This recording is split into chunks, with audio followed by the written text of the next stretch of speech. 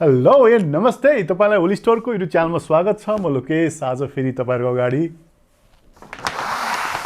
PGYTECH को OneMo भन्ने backpack तपाईहरुको अगाडि लिइरहेको छु, जसमा चाहिँ एउटा ब्याकप्याक सँगसँगै यहाँ के आउँछ भन्ने कुरो तपाईलाई यो यस्तो मिठो कागजको बक्समा प्याक गरेर आएको छ।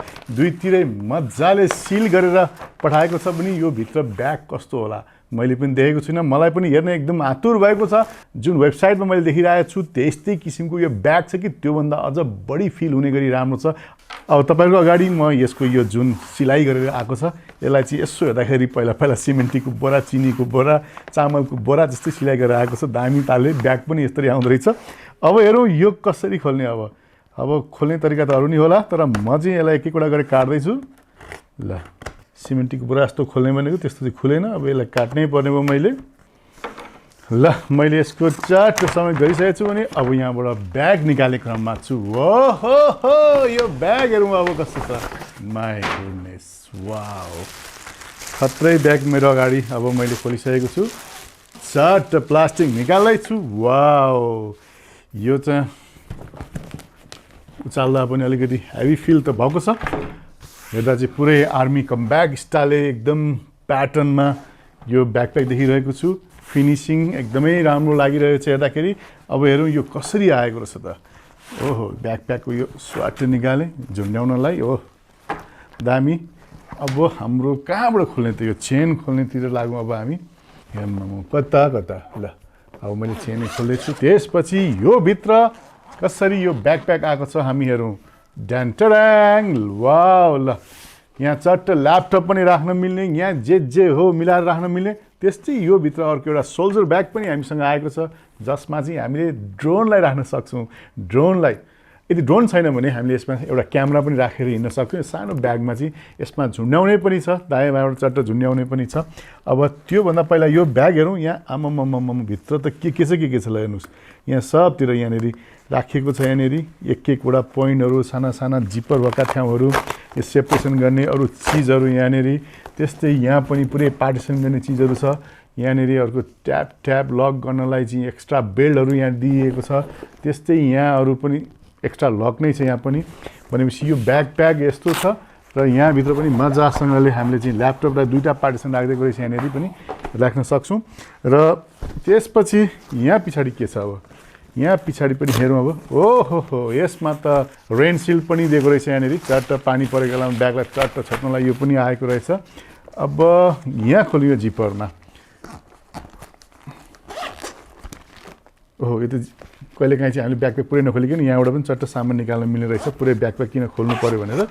र यो पनि त्यस्तै हुनुपर्छ मेरो विचारमा। हो, त्यस्तै रहेछ। यहाँनिर चाहिँ हामीले यहाँ ग्रिन र रेड दुईवटा छ। यहाँ चलाउन मिल्ने नचलाउन मिल्ने भनेर सिग्नल पनि दियो होला। ग्रिनको मतलब चाहिँ त्यही होला, ग्रिन लाइट रेड लाइट भन्छौँ नि हामी। त्यस्तै टक्कै यसलाई अब फोल्ड गरौँ। अब हामी यसको यतापट्टि हेरौँ। यतापट्टि हेर्दाखेरि पनि एकदमै बिल्ड क्वालिटी राम्रो छ। यहाँ जे कुराहरू एक्स्ट्रा हामीलाई बेल्टबाट बाँधेर राख्नको लागि चाहिँ यो सपोर्टिङ चिजहरू दिइरहेको छ भने यहाँ पनि हात छिराएर यता निकाल्न मिल्छ।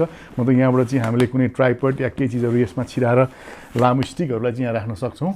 र यहाँ पनि बाँध्नको लागि हामीलाई चाहिँ पोइन्टहरू छोडिदिइरहेको छ। र हेर्दै जाँदाखेरि यहाँ पनि हामीले चाहिँ एक्स्ट्रा ठाउँ राख्छौँ, जहाँ चाहिँ गोप्य कुराहरू, पासपोर्ट, पर्सहरू राख्नलाई पनि यहाँ हुन्छ भने यसलाई चाहिँ यस्तै पाराले यसरी बोक्नलाई पनि यहाँबाट ठाउँ एउटा दिएको छ। भनेपछि धेरै कुराहरू चाहिँ यो ब्याकप्याकमा आउँछ। र यो 25 लिटरको साइजको ब्याकप्याक हो। भन्नु मतलब चाहिँ तपाईँसँग भएका कुनै पनि कुराहरू चाहिँ यो ब्याकप्याकमा सजिलैसँग अटाउन सक्छ। त्यसकारण 25 लिटरको ब्याकप्याक भनेको ठुलै साइजमा आउँछ। यो ब्यागको रेनकोट राख्ने ठाउँ पनि यहीँ रहेछ चट्ट। यसले चाहिँ हामी रेन सिल्ड भन्छौँ। र पानी परेको बेलामा बाइकमा हामीलाई त पानी परेको भन्दा पनि हाम्रो देशमा त धुलोबाट बचाउन पनि यो राख्नुपर्ने हुन्छ, किनभने धुलो असाध्यै धेरै उठ्छ। र यो ब्याकप्याक यो भने अब यो ब्याकप्याक पछि यो सानो सोल्जर्स जुन यो ब्याकप्याकसँगै किन्दाखेरि आउँछ, यो हेरौँ कस्तो छ। ओहो, यसलाई पनि हामीले झुन्डाउन मिल्ने, चट्ट काममा बोक्ने यहाँ दिएकै छ भने यहाँ राख्न मिल्छ। र यहाँ जिपर छ। जिपर सँगसँगै यहाँनिर चाहिँ सिलिकोन जेली छ, जिपर छ। त्यस्तै यसलाई चाहिँ अर्को दामी कुराहरू छ। ल, यो ब्याकप्याकलाई चाहिँ अग्लो पनि बनाउन मिल्ने रहेछ।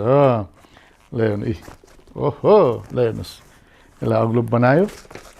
यहाँनिर यहाँ माथिबाट पनि जिपर छ, यहाँ सामान के राख्न मिल्ने। त्यस्तै यो अग्लो बनाइसकेपछि यहाँ पनि अर्को जिपर छ। ल हेर्नु, यो ठाउँमा पनि केही सामान राख्नै मिल्ने भनेको हामीसँग यदि ड्रोन छ, ड्रोनलाई यहाँ राख्न सक्छौँ, एउटा सानो क्यामेरा या केही चिजहरू छ भने यहाँ राखेर हिँड्न सक्छौँ। यदि हामी फुल फ्रेज क्यामेराम्यान हो भने पनि हामीलाई चाहिने जति पनि टुल्स छ यसमा चाहिँ डाङ्गै अडाउन सकिन्छ जस्तो मलाई लागिरहेछ भने यो क्यामेराको ब्याग अब हाम्रो स्टोरमा पनि आइरहेको छ। यो चाहिँ PGYTECको OneMo भन्ने ब्याकप्याक क्यामेरा हो जुन चाहिँ सोल्जर सहित आउँछ भने यसको कलर चाहिँ ओलिभरकोमा भन्ने कलर हो जुन चाहिँ हामीले हेर्दा चाहिँ आर्मी लुक्सको देखे पनि यो कलर चाहिँ एकदमै राम्रो छ।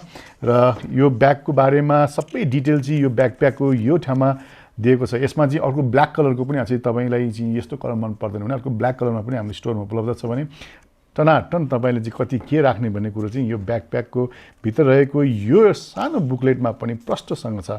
भनेपछि यो ब्याकप्याकमा आउने चिज यिनै हुन्।